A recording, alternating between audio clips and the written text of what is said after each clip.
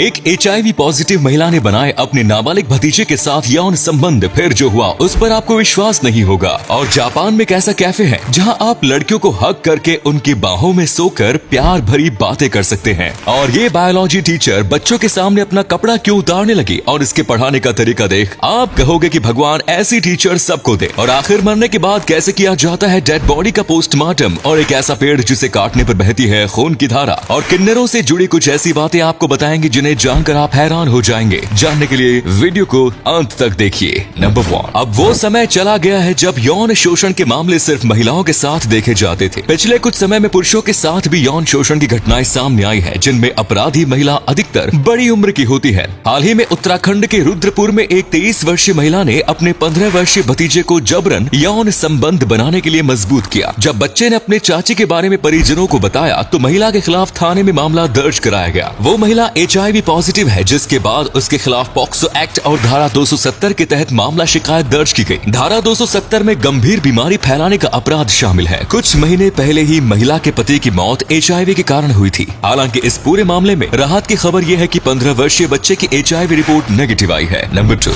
बाहर के देशों में पढ़ाई को कितना मजेदार बना दिया जाता है, इसका अंदाजा आपको इस वीडियो से लग जाएगा। नीदरलैंड्स में डेबी हीडकेंस नाम के एक बायोलॉजी टीचर है। अक्सर बायोलॉजी में skeleton system, muscle system, nervous system जैसे टॉपिक्स काफी बोरिंग हो जाते हैं, जिन्हें इंटरेस्टिंग बनाने के लिए डेबी ने एक नया तरीका निकाला है। स्केलेटन सिस्टम और मसल सिस्टम वाली ड्रेसेस पहनकर बच्चों को पढ़ाने लगी, जिससे बच्चों में सब्जेक्ट्स के प्रति रुचि पैदा हो सके। इतना ही नहीं, एक दिन तो वो अपने कपड़ों के नीचे ही दूसरी ड्रेस पहनकर आ गई और बच्चों के सामने ही अपने कपड़े उतारने लगी। बच्चों को टीचर का ये अंदाज काफी पसंद आया। ये वीडियो सोशल मीडिया पर काफी वायरल होने के बाद हर जगह डेबी के पढ़ाने के स्टाइल की चर्चा होने लगी। क्या हमारे स्कूल में भी टीचर्स को इसी तरह के इनोवेटिव आइडियाज अपनाने चाहिए? इसके बारे में आपका क्या कहना है? नंबर 3, जापान में पिछले कुछ सालों के दौरान लोगों के बीच स्ट्रेस और अकेलापन बढ़ता ही जा रहा है। अब लोगों के स्ट्रेस को दूर करने के लिए जापान में एक कडल कैफे की शुरुआत की गई है। जैसा कि आप नाम से ही समझ गए होंगे, इस कैफे में लोगों को बहुत सारा प्यार मिलने वाला है। दिन भर की थकान मिटाने के लिए आप यहाँ आकर कुछ पल सुकून के साथ बिता सकते हैं, जहाँ खूबसूरत लड़कियाँ आपके बाल सहलाएंगी, आपसे गले मिलेगी, आप उन्हें अपनी बाहों में ले सकते हैं और उनकी गोदी में लेट भी सकते हैं। इन सब चीजों के लिए आपको फीस चुकानी पड़ेगी, जिसके रेट समय के अनुसार अलग अलग हैं। ये कैफे जापान के युवाओं के बीच काफी पॉपुलर हो रहा है, लेकिन कैफे में सिर्फ आप किसी के साथ कडल कर सकते हैं, उससे आगे कदम बढ़ाने की अनुमति नहीं है, जिसका मतलब तो आप समझ ही गए होंगे। नंबर 4, किन्नर हमारे समाज का ही एक हिस्सा होते हैं, लेकिन उन्हें लोग हिजड़ा, छक्का, बीच का और ना जाने क्या क्या कहकर बुलाते हैं। किन्नरों के बारे में आम लोगों को बहुत कम जानकारी होती है। कहा जाता है कि किन्नरों की दुआ और बद्दुआ दोनों ही बहुत जल्दी लगते हैं, इसीलिए गलती से भी किसी किन्नर की बद्दुआ नहीं लेनी चाहिए। कुछ लोग सोचते हैं कि किन्नर की पहचान कैसे की जाती है। जन्म के बाद गुप्तांग के आधार पर किन्नरों की पहचान होती है, और जैसे ही किन्नर समुदाय तक ये बात पहुंचती है, वो बच्चे को अपने साथ ले जाते हैं। किन्नर अपने आराध्य देव अरावन देवता से शादी भी करते हैं। किन्नरों की जब भी मौत होती है तो उनका अंतिम संस्कार रात के अंधेरे में किया जाता है। कहा जाता है कि यदि कोई किन्नर का अंतिम संस्कार देख ले तो अगले जन्म में वो दोबारा किन्नर बनता है। किन्नर की मौत के बाद उसके शव को जूते चप्पल से पीटा जाता है और अन्य किन्नर समुदाय के लोग खुलकर जश्न मनाते हैं और नाच गाना करते हैं, क्योंकि मरने वाले को किन्नर के भाव से मुक्ति मिल गई है। नंबर 5, अफ्रीका के कैनरी आइलैंड में ड्रैगन ब्लड ट्री नाम का एक पेड़ पाया जाता है, जिसे काटने पर इसके अंदर से लाल खून निकलता है। जिस प्रकार अन्य पेड़ों की छाल काटने पर उसके अंदर से पीला या सफेद रंग का रेजिन निकलता है, ठीक उसी प्रकार ड्रैगन ब्लड ट्री के अंदर से लाल रंग का रेजिन निकलता है। यदि कहीं से डाली टूट जाए तो वहाँ से भी खून की धारा बहने लगती है। लोगों के बीच इस पेड़ को लेकर कई मान्यताएं प्रचलित है। कहा जाता है कि इस लाल रेजिन से अल्सर, बुखार और ब्लड संबंधी रोग दूर हो जाते हैं। अधिकतर लोग इसका इस्तेमाल डाई और कलर बनाने के लिए करते हैं। लोगों का मानना है कि एक बार किसी ड्रैगन की यहाँ मौत हो गई थी और उसी जगह से ड्रैगन ब्लड ट्री की उत्पत्ति हुई है। ये पेड़ अब यहाँ आने वाले पर्यटकों के बीच भी काफी लोकप्रिय होने लगा है। नंबर 6, आपने आज तक रेस्टोरेंट में खाना खाया होगा, लेकिन ताइवान की राजधानी ताइपे में स्थित ये रेस्टोरेंट सबसे अलग है। इस रेस्टोरेंट का नाम टॉयलेट रेस्टोरेंट है, जिसे टॉयलेट की थीम पर ही डिजाइन किया गया है। इसके अंदर घुसते ही आपको ऐसा लगेगा मानो आप टॉयलेट की दुनिया में आ गए। हर तरफ पूप और कमोड ही नजर आएंगे। यहाँ बैठने वाली कुर्सियों को भी कमोड की शेप में ही डिजाइन किया गया है। इतना ही नहीं, खाने की डिशेस को भी बेसिन और कमोड में डालकर सर्व किया जाता है। कुछ डिशेस को तो तैयार भी पूप यानी लैट्रिन की शेप में किया जाता है। जैसा आप यहाँ पूप आइसक्रीम का मजा ले सकते हैं, कमोड में डला हुआ सूप लोग यहाँ पर पीते हैं। ये रेस्टोरेंट आपको अजीब लग सकता है, लेकिन अपने यूनिक कॉन्सेप्ट के कारण आज ये काफी फेमस है। नंबर 7, शायद ही ऐसा कोई जीव जंतु होगा जिसे चीन के लोग ना खाते होंगे। रेटल स्नेक एक ऐसा खतरनाक सांप माना जाता है, लेकिन चीन के के लोग इस सांप को बड़े ही चाव के साथ खाते हैं। अक्सर लोग शाम को चाय के समय फ्राई करके